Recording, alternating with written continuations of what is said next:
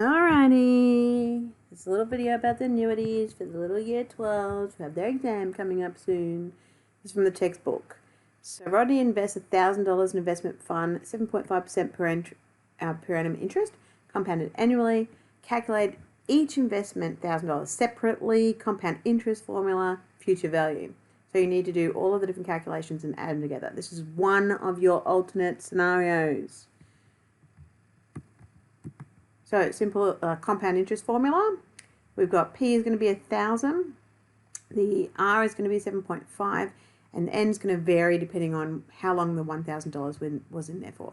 Remember, annuities are calculated at the end of the year. So your first 1,000 was in for 3 years. So put 3 in for the time. Your next 1,000 was in for 2 years. So put 2 in for the time. Then your last 1,000 was in for 1 year, and then you have $1,000 that did not get any compounding. And then to find the total amount at the end of the time, that's your future value. You add them all up, and for this one you get $4,472.93. Now you can do the exact same thing with the actual calculation or formula for future values. Let's look at that. That's this one. Future values is the A, present values is the P. R will be 0.075 because you divide by 100. N will be 4 because it's for 4 years. M will be 1,000 because that's how much you're putting in. So substitute all those values in, and look at that, you get the same answer. Note there's a little bit difference in the last decimal place. The longer this is for, the bigger this difference will be. And that's because we rounded all of these values here. All right, let's have a look at another question. Get them all done in one hit. This is at the end of every 6th month. Jason's putting in $800 into his retirement fund. The interest is 6% per annum. All right, and it's compounded 6 monthly. He does this for 25 years. What's the future value? Again, this is the future value formula. A is for future value. P would be the present value. R in this case is not going to be 6% because that's per annum, and we're doing it 6 monthly. So it's going to be 0.03 because you divided by 100. N is not going to be 25 because it's how many compounding events there are. That's 25 years, twice a year. N will be 50.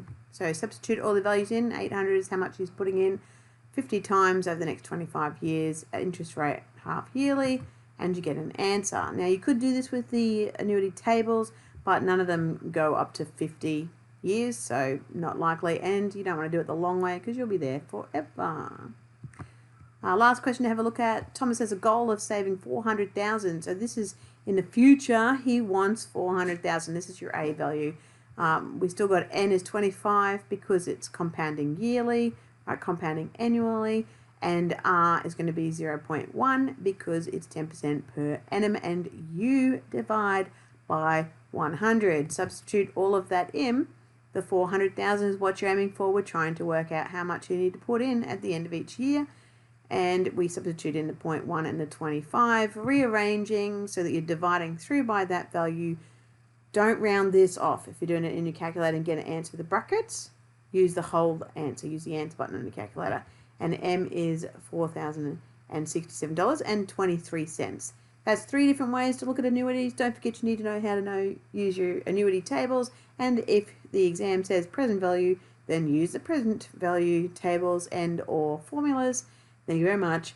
Somebody hit like already. How about this? First person in my class or Stuart Adams' class to email me gets a Mars bar. Bye.